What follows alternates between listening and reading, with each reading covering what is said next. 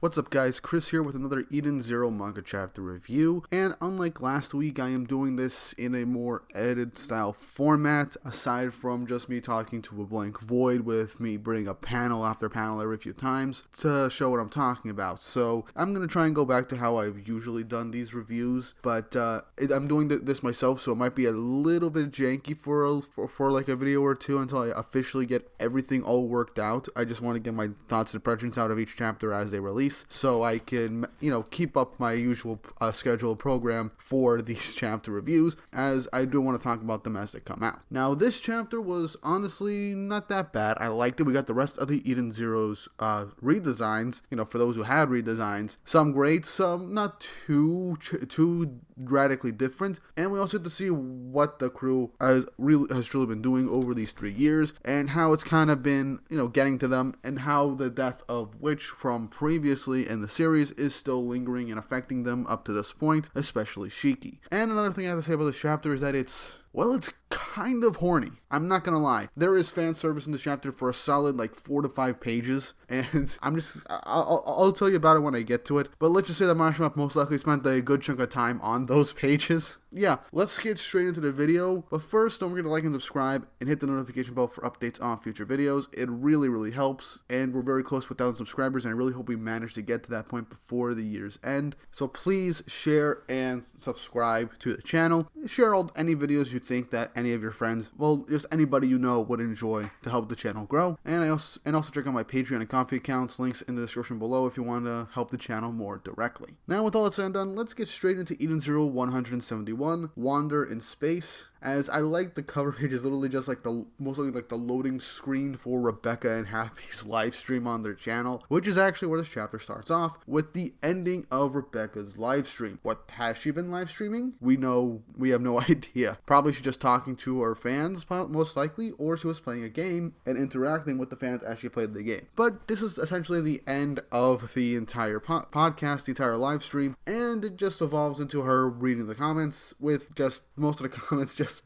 asking him for panties, which is hilarious, and her getting embarrassed, confused, and then just ending the freaking live stream right then and there. But yeah, that's essentially the opening credits to this, essentially the opening scene, as we see at the end of this live stream that Couchbow is still on the Eden Zero ship, and she has been helping Rebecca with her BCuber account, helping her edit, giving her tips on how to make her content a lot better for other people to watch, and it shows just how popular she's become, as you actually get to see the subscriber counts for Couchbow and Rebecca, as Couchbow has 5.7, I'm just gonna round it out, 5.7 million, and Rebecca has 3.1 million, which is honestly something that I really do enjoy to see, because she basically made her dream of becoming a very popular BCuber a reality. Here's hoping one day I get that many subscribers on my channel. Where was I? Okay, yeah. So yeah, she's thanking Couchbow for all of her advice, as we then get to see someone trashing Rebecca, saying how she used to be such a trash BCuber and now she's really made it big, and we end up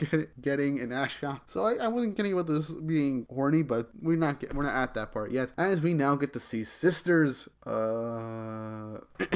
we get to see Sister's new redesign, and I honestly like that she is a bit more snarkier now towards everybody from what I could tell. So it does show a bit of a change of personality from her usual outlook, but in all honesty, it's not too different from how she usually acts towards people. Now, I'm just going to take a guess and say that this panel and quote from Askoy in this chapter is essentially how all Eden Zero fans are thinking or feeling after seeing Sister's new redesign. I'll just leave you with that. We then jump back to the bridge of the Eden Zero as Elsie makes her appearance. I'm honestly glad that one of my predictions has come true, as they are in fact working with Elsie to find Ziggy. Now, the bulk of this conversation is essentially Elsie confirming whether or not they're still in the Kaede cosmos, and essentially that they're liberating as many planets as they can, as this cosmos in particular has a lot of planets that Ziggy managed to put under his rule, and Elsie ends up confirming that she is also on a planet not too far away from the Eden Zero. Could we potentially see a team up again? I really want to see them team up. It looks like they could team up. Since they've been in regular communication over these last 3 years, I wouldn't be surprised if they've teamed up to save a planet or two if need be. But Elsie drops a very important piece of information, as her home planet used to be here. So it states that perhaps her home planet was in the Kaede cosmos, or perhaps her cosmos was close to the Kaede cosmos. it's something very interesting to think about, and perhaps we'll get a backstory for Elsie and Justice somewhere down the line. Perhaps this arc, perhaps next arc. No real way of telling, but for Mashima to plant the seed for us right here and right now in this chapter, it's something to think about. But anyway, Elsie says that it's a story for another time, teasing us with her true backstory as she hangs up. Now we get Jin's new redesign, and for one, he still kind of looks like an edgelord ninja, just with longer hair. Now, as we see with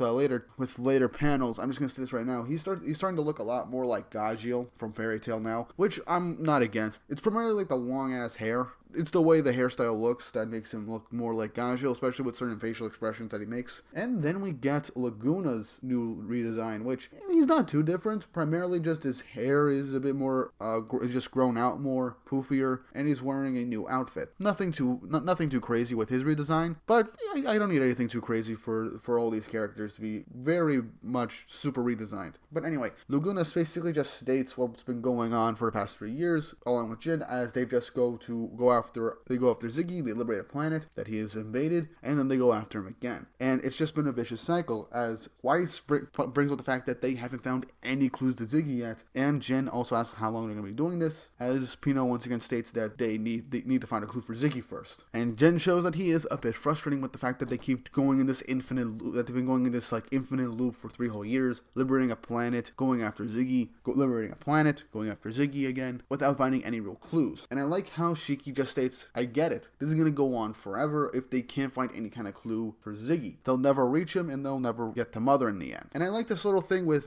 this little moment with Hermit and Wise, as Wise is wondering the fact that it's very inconvenient that there hasn't been any clues to find Ziggy. And Hermit just states that the fact that there is no clue means that just makes it Ziggy, meaning that Ziggy is incredibly, proficient in keeping his activities or any evidence of him being somewhere in particular very well hidden. And just like that, we have about three full pages of fan service right now. I'm not going to show these pages, community guideline reasons, just for the sheer fact of how horny everything looks. All I'm going to say is that we have Time Skip Clean, who we don't really see a new outfit for her, primarily just that she has longer hair, and I like the design. And let's just say that one of the other reasons that shows that she's gotten older, besides her hair, is her facial expressions, and, let's just say that her assets have grown. I'm not going to go too far into it, because I don't feel comfortable just talking about this right now. But essentially, the whole bulk of this conversation is basically everyone talking about Shiki being recognized as one of the Irrational States Galactica, wondering what that officially means. Homer thinking that Shiki is on par with Elsie, which I feel like it's something very close to Elsie. I don't think he's at Elsie's level just yet, but it's been 3 years, so I don't have to believe that he's possibly closer to it. But it just means that he's just an enemy of the government. They see him as an enemy and as a threat. And they're wondering why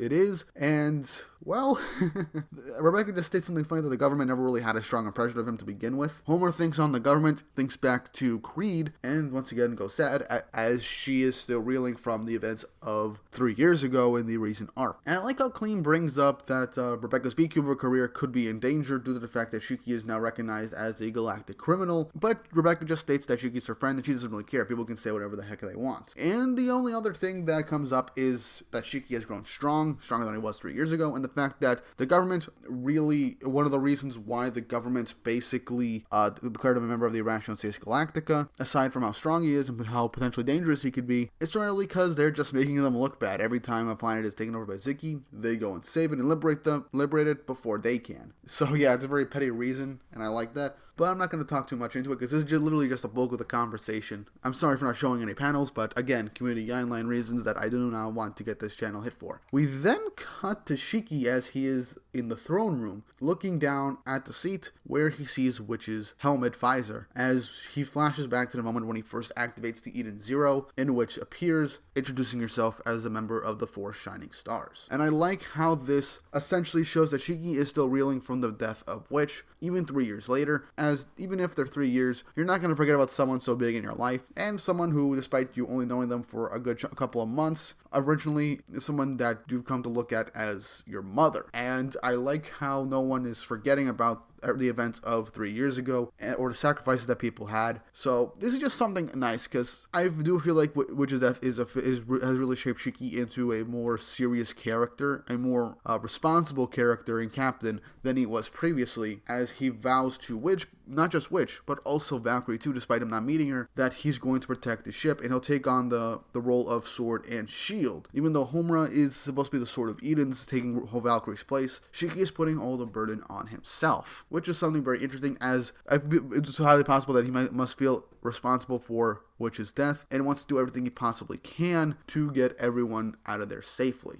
as he then swears to beat Ziggy and take all of them to Mother. Now, Hermit ends up giving him a transmission, which I like this little mark that he has on his underneath his prosthetic eye, as it's very possible this was added in just for easy communications, which I like. It just lights up and he can communicate with Hermit. Hermit states that they found a castaway, and that is just a single human sending out a distress signal. Shiki states that if it's a human, they're probably not on Ziggy's side, and Hermit ends up stating that it could be from another organization, and Shiki brings up that it could also just be a refugee, so that they should rescue him anyway. But Hermit's still going to raise the ship's security level anyway, just in case. Now I'm going to skip a few panels again, because we go back into the bath scene. I'm just going to describe what happens again. Rebecca gets up, states that she's felt something like this before, and runs out of the bath. And I like a brief interaction with her and sister. Sister's like, you're going to do my mind-numbing torture and pleasure massage after your bath. You promise.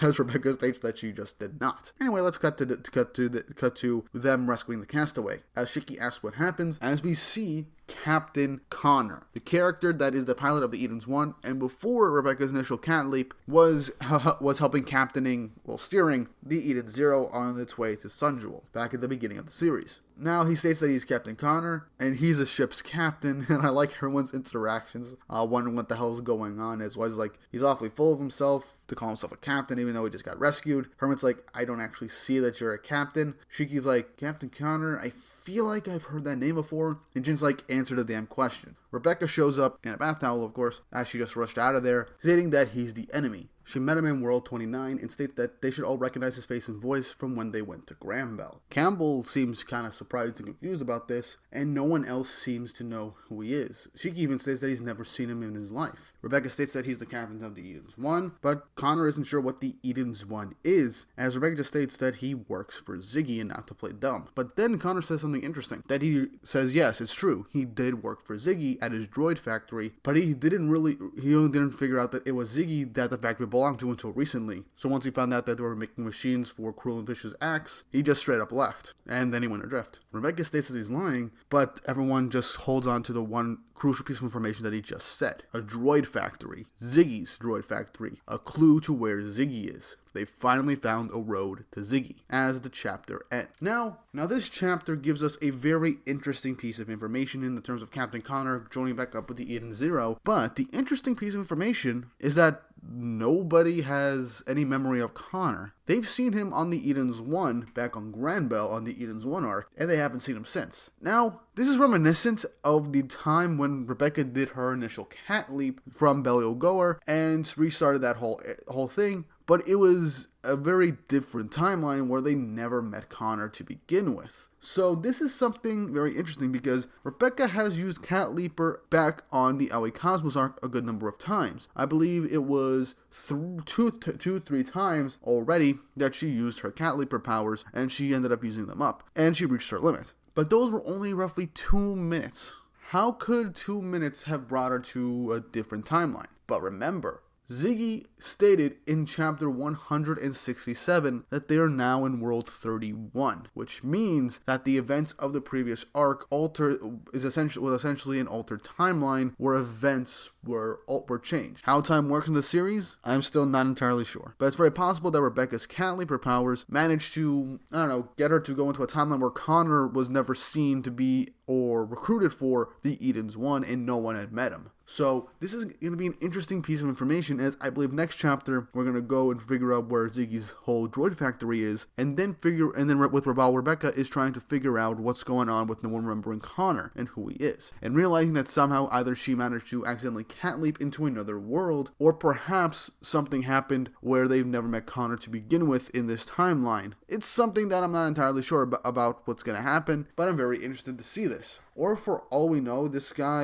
whole thing could in fact be a trap by Ziggy, and he let Connor escape to lead them into a trap so they can stop meddling in his plans. That's really all I can say for this current chapter review. It was a hot and steamy chapter with a freaking bath scene, but it has cool pieces of information, as Mashima teasing us with Elsie's backstory, helping us see the bit of frustration that everyone has with the constant endless loop of liberating a planet and going after Ziggy again, only to never find any clues, and now to finally get a clue in the form of a character that we've seen before, Captain Connor, who seems to have not met the Eden Zero crew before at all, but the crew themselves don't even have any memories of Connor. Only Rebecca does, due to her previous experience time leap. But yeah, that was essentially chapter 171 of the Eden Zero manga. I honestly really enjoyed it, and I hope you guys enjoyed it too. I can't wait for the next chapter. Now, something I forgot to mention in my Four Nights the Apocalypse review is that series is going on break next week, and if I had to guess, it's possible that Eden Zero will also be on break next week. I'm not entirely sure, but it looks like we might be on a break. I won't find out until possibly the weekend on whether or not there are any